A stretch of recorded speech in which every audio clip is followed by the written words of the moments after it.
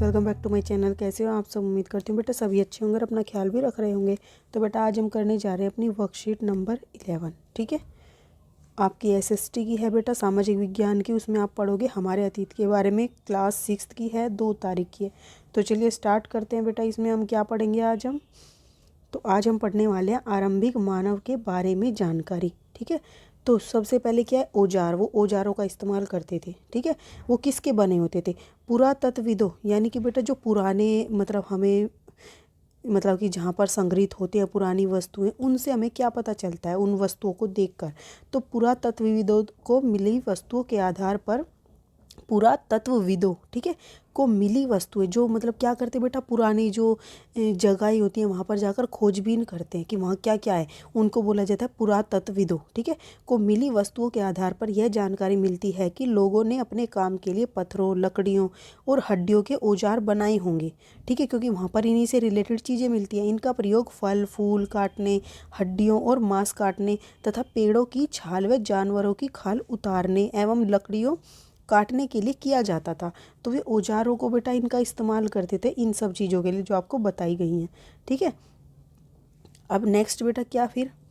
शैल चित्रकला। एक शैल चित्रकला बहुत होती थी उस समय पर। तो जिन गुफाओं में लोग रहते थे उनमें से कुछ की दीवारों पर चित्र मिले हैं। ठीक है, जो पुराने समय की थी, आप देखते होंगे जैसे मंदिर हैं या कोई भी चीज़ें पुरानी, उन पर भी क्या होते हैं? चित्र बने होते हैं अलग अलग। ठीक है, इनमें से कुछ सुंदर उदाहरण मध्य प्रदेश और दक्षिण उत्तर प्रदेश की गुफाओं से मिले चित्र हैं। तो ये ज़्यादातर कहाँ पर मिलती है? मध्य प्रदेश और दक्षिण उत्तर के जितने भी स्थान हैं वहाँ पर जो ये हैं पुराने स्थान, वहाँ पर मिलती हैं। ठीक है, इनमें जंगली जानवरों की बड़ी कुशलता से सजीव चित्रण किया गया है।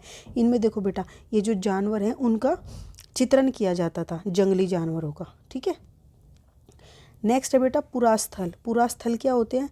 पुरास्थल उस स्थान को कहते हैं जहां औजार, बर्तन और इमारतों जैसी वस्तुओं के अवशेष मिलते हैं। जहां पर पुराने अवशेष बेटा, मान लो तुम किसी स्थान पर गए, तुमने वहां पर कोई वस्तु इस्तेमाल की और वहीं पर छोड़कर चले गए, हजारों साल बाद बेटा वो मिट्टी में दब जाएगी, वहीं पर टूट फूट के वहीं पे मिल जाएगी। तो ऐसे स्थान जहाँ पर उन वस्तुओं के कि कोई भी अवशेष मिलते हैं, अवशेष टूटे फूटे कोई टुकड़े मिल गए तो उनको बोलते हैं अवशेष। तो ऐसे स्थानों को पुरास्थल कहते हैं। ऐसी वस्तुओं का निर्माण लोगों ने अपने काम के लिए किया था और बाद में वे उन्हें वहीं छोड़ गए।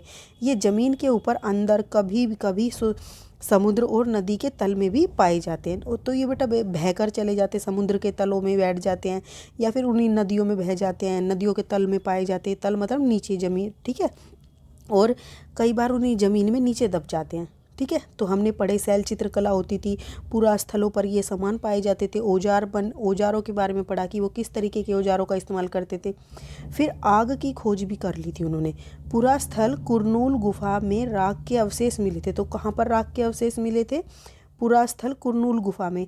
इसके आधार पर हम कह सकते हैं कि आरंभिक लोग आग जलाना सीख गए थे।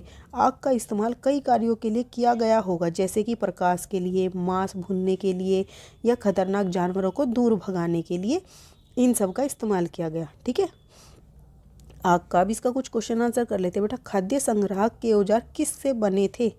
तो जो खाद्य संग्रह के औजार थे बेटा वो किसके बने होंगे? देखो हमने यहाँ पढ़ा था औजार किस किस के बनाए गए थे? पत्थरों के, लकड़ियों के और हड्डियों के। तो आप लिखोगे पत्थरों के, लकड़ियों के और हड्डियों के औजार बने होंगे या बने थे। ठीक है, आप लिखोगे खाद्य संग्रह के औजार, यहाँ पर लिख दोगे पत्थरों के। ठीक है, पत्थरों, हड्डियों। ठीक है, और क्या लिखोगे बेटा? पत्थरों, हड्डियों और क्या था? लकड़ियों के। ठीक है, पत्थरों, हड्डियों और लकड़ियों के बने थे। ठीक है, किस चीज़ काट के? पत्थरों, हड्डियों, लकड़ियों के बने थे। अब दूसरा क्वेश्चन क्या है? पूरा स्थल किसे कहते हैं? तो पूरा स्थल किसको कहते हैं बेटा?